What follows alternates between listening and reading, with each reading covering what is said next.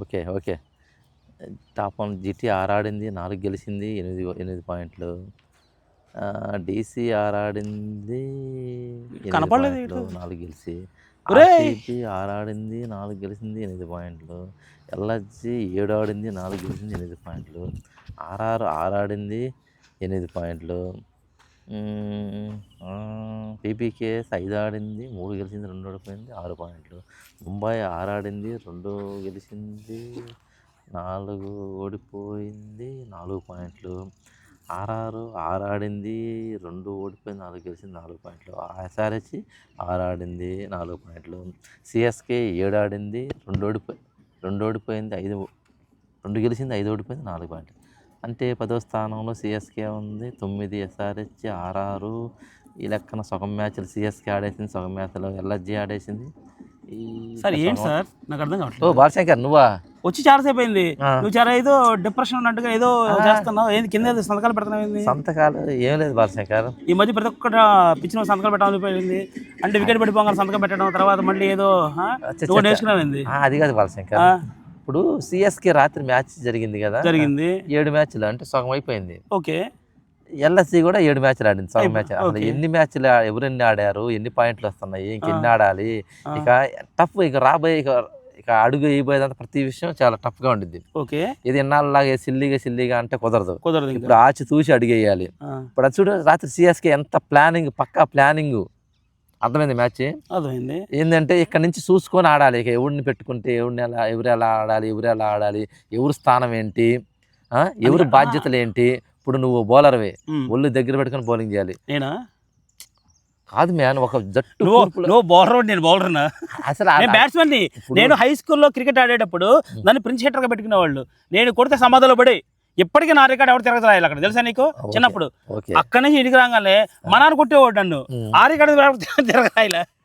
చిన్నప్పుడు high school కడిగి మేనేవాడు, నన్ను ప్రత్యేకంగా పిలిచేవాళ్ళు, నేను కొట్టేవాడిని. మహా కొడితే 3. అప్పుడు అలిగెళ్ళి సమాధిలో మర్రి చెట్టు ఉండేది, అంటే త్వర ఒకటి ఉంటే దాంట్లో పడుకునేవాడు. పొద్దున్నే కానీ నైట్ పట్ల మేము ఇంత గిన్నెల్లో అన్నం అవి తీసుకెళ్ళి మరి నువ్వే కదరా, నువ్వు కొట్టేవాళ్ళు సమాధుల్లో పడేది బాల్ అన్నావు. తర్వాత ఇంటికి వచ్చి మీ నాన్న కొట్టేదానికి మళ్ళీ ఆ సమాధుల కాడికి వెళ్ళి మర్రి చెట్టు ఉండేది, ఆ మర్రి చెట్లో పడుకునేవాడు. నైట్ మొత్తం అక్కడే ఉండేవాడు, కొంపకు వచ్చేవాడు కదా. అలానే అరే మా ఓడేటరా అంటారు. ఏం చేస్తాం, ఫ్రెండ్స్ కదా, మేము గమ్మున అన్నం తీసుకెళ్ళి పెట్టి గమ్మున ఇంటికి వచ్చేవాళ్ళు. మాకు తెలియదు అంకుల్ అని పెద్ద పుడింగ్లాగా సమాధానం చెప్పేవాళ్ళు. మళ్ళీ పొద్దున్నే వెళ్ళి అరే మా వాడిని తీసుకురంటా అంటే మళ్ళీ వెళ్ళి చిన్నగా తీసుకుని రావాలి. ఎందుకు? ఎట్లా ఉంటుంది, గతం తలుచుకుంటే ఎంత ఉండిద్ది, కళ్ళపు నీళ్ళు వస్తాయి. ఎందుకు గతం తెలుసుకుంటుంటే అంటే ఎందుకంటే చాలా ఎమోషనల్ ఉంది తెలుసా. చిన్నప్పుడు అది ఎలా సరదాగా ఉండేదంటే ఇప్పుడు తలుసుకుంటుంటే అసలు మేమేననిపించేదండి.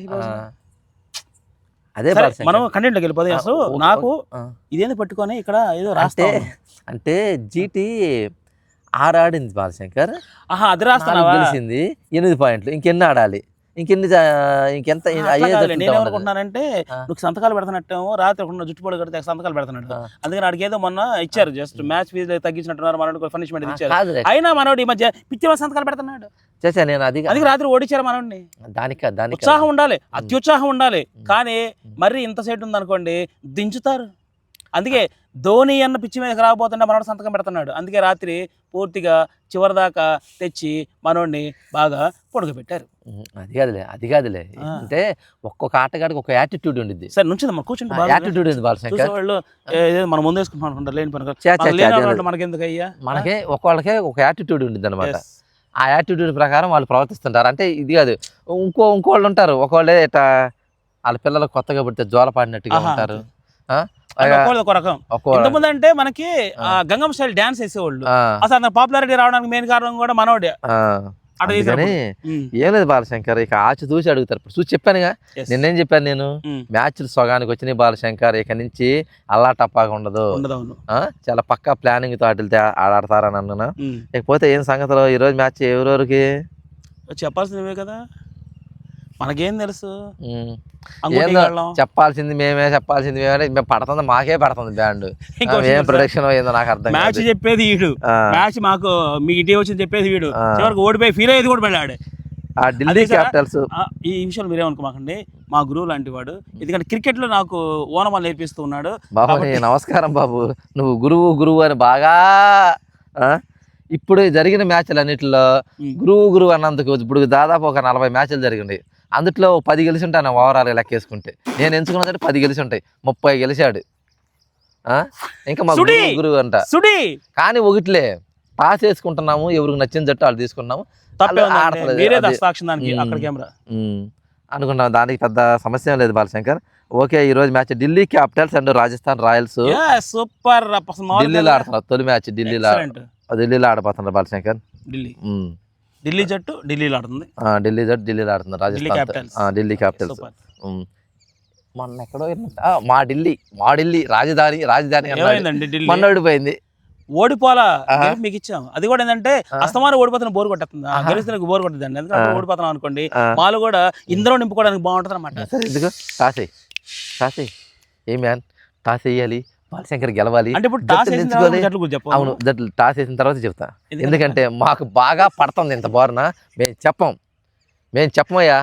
అంటే పడుతుందంటే మీరు వేరే విధంగా అనుకునే వాళ్ళు, ఆయన లేనిపోయింది ఎందుకు బెట్టింగ్లు పెట్టమండి అయ్యా, ఊరికినే మేము సరదాగా అనుకుంటున్నాము. దయచేసి ఎవరు బెట్టింగ్ల జోలికి వెళ్ళొద్దు, మీ డబ్బుల్ని నాశనం చేసుకోవద్దు, మీ ఫ్యామిలీని రోడ్డున పడేయద్దు. డబ్బులు ఒక గుండు బాస్ చెబుతుంటాడు, డబ్బులు ఎవరికి ఊరికే రావు. అట్లాగే ప్రతి పైసా మీరు సంపాదించిన డబ్బులు మీరు జాగ్రత్త చేసుకోండి, బెట్టింగ్ల జోలికి వెళ్ళకండి. ఇక్కడ విషయం ఏంటంటే టాస్ వేయడానికి ముందుగా జట్లు తెలుసుకుంటున్నాడు. జట్లలో ఎవరి పేరు ఏముందో ఇవన్నీ తెలుసుకున్న తర్వాత నేను గబక్కన ఒక జట్టు మైండ్ లో అనుకుంటాను అనమాట. అందుకని అది నాకు వస్తుందని ఇటు భ్రమలో ఉన్నాడు, అంతకుమించి మరేం లేదండి. ఇప్పుడు మేమిద్దరం అనుకున్నంత మాత్రాన టాస్ వేస్తే నువ్వు ఒక జట్టుని ఎంచుకుంటే ఆ జట్టు గురించి చెప్తే అది నాకు అనుకూలంగా వచ్చిద్దేమో ఒక చిన్న ఆశపడ్డానని అనుకోవచ్చు కదా. ఎట్ట అవుతుంది అది? ప్రతిరోజు గురుగారు నాకేం నేర్పించారు, పాఠం చెప్పిన తర్వాత పాఠం మొత్తం చదువుకున్న తర్వాత అప్పుడు ఎగ్జామ్ పెడతారు. ఏమండి మీరు చెప్పండి, తలపెట్టాను అంతే కదా, అప్పుడు ఎగ్జామ్ పెడతారు, అప్పుడు మనం చేస్తూ ఉన్నాం. అట్లా కాకుండా మొత్తం ఏం చదవకుండానే ఎగ్జామ్ రాసి చెప్పు శంకర్ వెళ్ళిపోయా మనమే సిల్లిగా జుజుబి అనుకుంటున్నాం. దీనికి ఆడేంది జేక్ ప్రెషర్ మెగ్గర్ అని ఢిల్లీ ఆటగాడు అనమాట. మనం డక్అవుట్ అయ్యాడు. అభిషేక్ పోరాలు బాగా ఆడాడు. కరుణ్ నాయర్ అద్భుతంగా, అసలు కరుణ్ నాయర్ అభిషేక్ పోరాలు ఆడుతుంటే ఢిల్లీ అసలు గెలవాల్సింది. మరి ఏం జరిగింది తర్వాత తుపుక్కుమని అక్షర్ పటేల్ డక్అవుట్, తర్వాత స్టప్స్ 1, తర్వాత ఇతను ఎవరు అస్తోష్ శర్మ అని బాగా ఆడాడు, 17 పరుగులు కొట్టాడు కానీ గెలిపించలేదు. ఇతర ఎప్రెస్ నిగము, మిషెల్ స్టార్కు, కుల్దీప్ యాదవ్, మోహిత్ శర్మ జట్టునే మాత్రం. ఎందుకంటే వాళ్ళకి అతను నిన్న ఎందుకో శని పట్టుకున్నట్టు అనిపించింది బాలశంకర్ నాకు తెలిసి.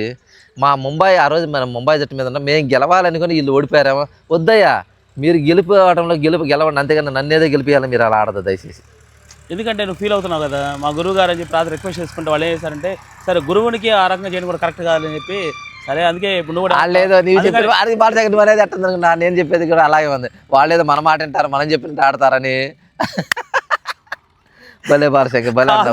యూట్యూబ్ లో ఒక్కొక్కటి రివ్యూలు పెడుతున్నాడు రా, పక్క పిక్చర్ పెట్టి పెద్ద పెద్ద ఎల్ఈడి స్క్రీన్లు పెట్టుకొని దాంట్లో అతను ముందుకు వచ్చి ఒక్కళ్ళు చెప్తుంటే నాకేమనిపించింది అంటే, అసలు ఈ జట్టు అంటే ఇంత విశ్లేషణ ఎక్కడ బాబు వీళ్ళకి అంటే, ఒక పర్సన్ తీసుకొని ఈ జట్లు అంటే డ్రీమ్ టీమ్ అంటారు అనమాట. డ్రీమ్ టీమ్ అని పెట్టిన తర్వాత అసలు వాళ్ళకి ఒక విశ్లేషణ ఎట్టుందంటే సీను, అద్భుతంగా ఉంది సీను. అంటే వాళ్ళు క్రికెట్ గురించి ఎంత నాలెడ్జ్ ఉంటే అంత ప్రొడక్షన్ చేయగలరు. కానీ ఒక్క సందర్భంలో నేను ఇప్పుడు ఇక్కడ రావడానికి ముందు చూస్తూ ఉంటాను అనమాట, ప్రొడక్షన్ అసలు ఎలా చెప్పాలి ఏం చేయాలి నాకు తెలియదు ఫస్ట్. అది చెప్పడానికి కూడా ఏంటంటే వాళ్ళ యొక్క 10-15 వీడియోలు చూస్తే హిందీ వాళ్ళు పెడుతున్నారు సీను, తెగ పెడుతున్నారు కుప్పలుగా. మన తెలుగులో ఒక అతను పెడుతున్నాడు, కామెంటరీ చెప్పి అతనే వీడియోలు పెడుతున్నారు, అతను కూడా అద్భుతంగా చెప్తున్నారు. కానీ చాలా సందర్భాల్లో అతను చెప్పిన ప్రొడక్షన్ రాంగ్ అవుతుంది. అంటే అతను ఎక్స్పెక్ట్ చేస్తున్నాడు, పలానా ఎక్స్పెక్ట్ చేస్తున్నాడు, కానీ ఎందుకండి ఈసారి ఐపీఎల్లో అన్ని తారుమారు అయిపోయి. అంటే ప్రొడక్షన్ అంటే వీళ్ళు ఏం చేస్తున్నారంటే కొంచెం ఎక్కువ ఇప్పుడు మన సన్ రైజ్ హైదరాబాద్ జట్టుని తీసుకోండి, కాటేరమ్మ కొడుకులు, వైల్డ్ ఫైర్ చూసావుగా ఆ కామెంట్ చెబుతుంటే అక్కడ వైల్డ్ ఫైర్ ఒక్క మ్యాచ్ గెలిచేసరికి ఎంత బాగా వచ్చింది. ఓడిపోతే ఒక్కడు రాడు, ఎందుకు అయ్యి కొంచెం ఓవర్ ఎగ్జైటింగ్ గా చెబుతున్నారు. ఏంటంటే జస్ట్ ఓన్లీ ఎంటర్టైన్మెంట్ అండి. ఒక పెద్ద సినిమాకి వెళ్ళినా, ఒక పెద్ద సినిమా అన్నటువంటి హీరో సినిమాకి వెళ్ళినా, లేదనుకోండి ఇంట్లో ఒక పండుగ సెలబ్రేషన్ చేసుకున్నా ఎలా అయితే ఉంటుందో అలా ఎంజాయ్ చేయాల్సింది తప్పించి ఇది కేవలం ఓన్ చేసుకున్నారు అనుకోండి, మా సీన్ గారు గెలిస్తే సంతోషపడుతుంటాడు, సంకలు కొట్టుకుంటాడు, ఓడిపోతే డిప్రెషన్లో నేల మీద కూర్చొని సంతకాలు పెడుతుంటాడు, లెక్కలు వేసుకుంటా ఉంటాడు. రాజస్థాన్ రాయల్స్ చేసి వాళ్ళు బాగా ఆడాడు, కానీ అతను అంత బాగా ఆడినాక కొట్టాల్సిన స్కోర్ కొట్టలేదు. మొన్న శాంసన్, రేయాన్ పరాగు, వీళ్ళు బాగానే ఆడారు, ధ్రువ్ జురేలు బాగానే ఆడారు, హిట్మేర్ బాగానే ఆడారు. కానీ ఇంతమంది బాగా ఆడి ఆ రోజు రావాల్సిన స్కోర్ రాలేదు. ఇక నుంచి అందరూ ఏమైనా ఒళ్ళు దగ్గర పెట్టుకొని ఎవరు బాధ్యతలు వారు, బౌలర్ బాధ్యత నిర్వహించాలి, కీపర్ బాధ్యత, ఫీల్డర్ తన బాధ్యత నిర్వహించాలి, బ్యాట్స్మెన్ తన బాధ్యత నిర్వహించాలి. 2 జట్లు ఆటగాలి. ఎందుకంటే ఇప్పుడు సగం మ్యాచ్లు అయిపోయింది, ఇక 2వ భాగం బిగిన్ అయింది.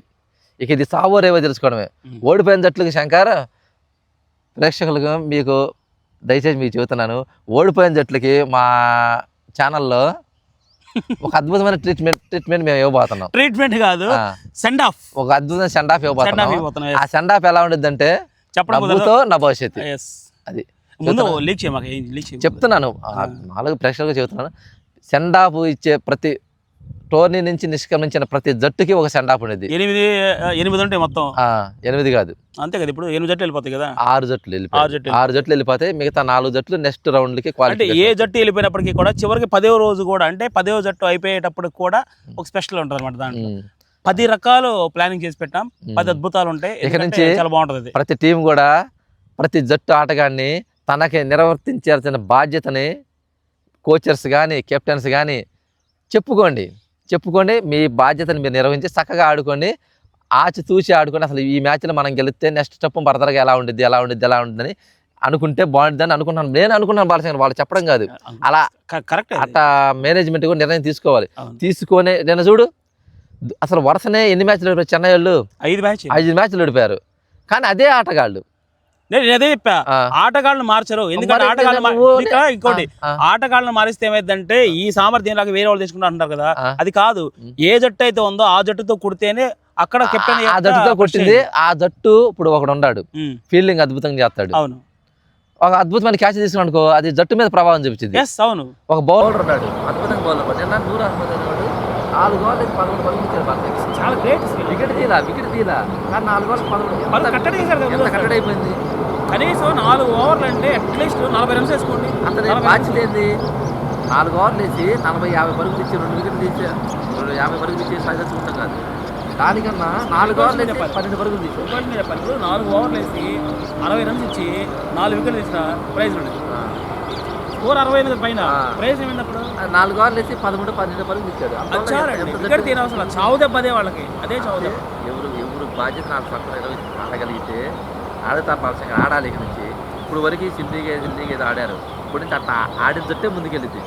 నువ్వంటావే, నువ్వు మొన్న అన్నాడు ఇది మొన్నటిదాకా కొడుకున్నాడా లేచి కొడుతున్నాడు అంటే అది కాదు.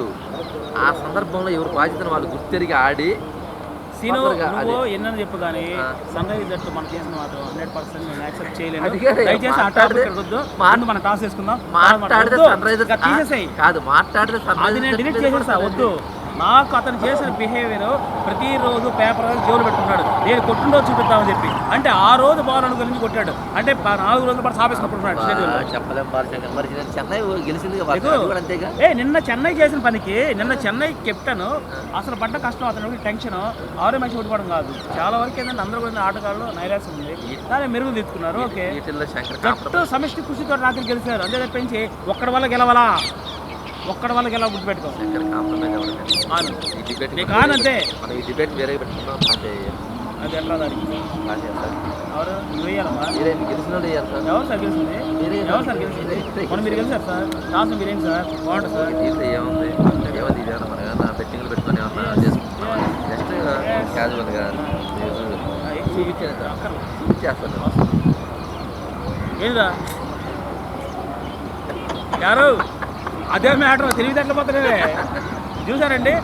ఇట్లా ఎగరేసానంటే ఇట్లా రౌండ్ తిరుగుతుంది, కానీ ఎవరు తిరగట్లే, అందుక నేను రాసులు గెలుస్తుంది. నిజంగా ఇదేంద్రా మరి చిన్నపిల్లల ఆటగా ఉంది బాలశంకర్. కాదండి, ఒకసారి పైకి ఎగరేసాడు, రెండోసారి ఇంకో రకంగా తిప్పాడు, మూడోసారి ఒకసారి కదా ఈ సమక్షంలో చెయ్యి.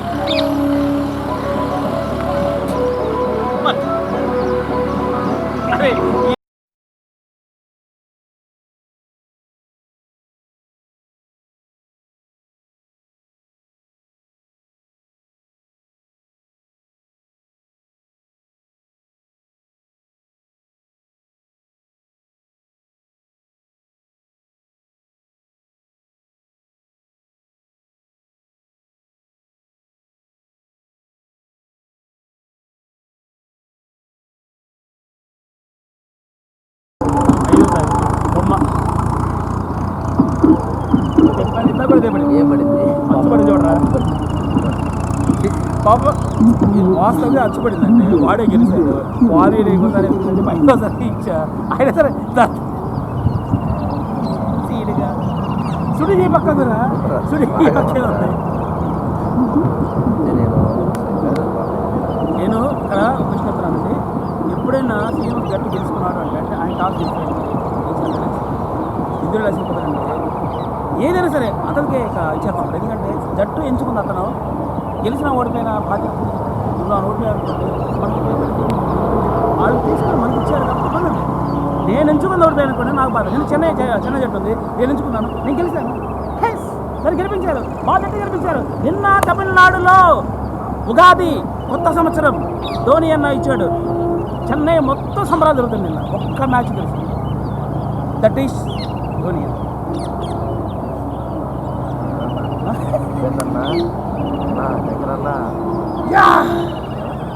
టాస్ నేను ఓడిపోయా, టాస్ నేను ఓడిపోయా. చెప్పు ఈ రకంగా మళ్ళీ నువ్వు గెలవాలి, ఓకేనా? ఎందుకంటే రాజస్థాన్ ఏమైందంటే పుష్టింగ్ కావాలి, ఎంతైనా సరే నువ్వైనా నేనైనా కానీ వ్యవస్థ ఏంటంటే ఒకవేళ కనుక టాస్ నువ్వు ఓడిపోయినట్టయితే నేను కూడా ఎందుకంటే మీ క్యాపిటల్ ఢిల్లీ, క్యాపిటల్ రాజధాని, ఢిల్లీ రెండో స్థానం, ఆర్ఆర్ ఎనిమిదో స్థానం. రెండో స్థానం ఉన్నప్పుడు కూడా మనం మ్యాచ్ ఓడిపోయింది చెప్తున్నాను. మరి వాళ్ళకి నా అన్న అవసరం లేదు. ఓకే పిచ్చి మీద కాదురా, ఢిల్లీ గ్రౌండ్లో చూసుకున్నాము. ఢిల్లీ వీధుల్లో కాదురా మాట్లాడే సంవత్సరం, ఢిల్లీ కోర్టులో కాదురా సీమకు సందులోకి తెలుసుకున్నామంటే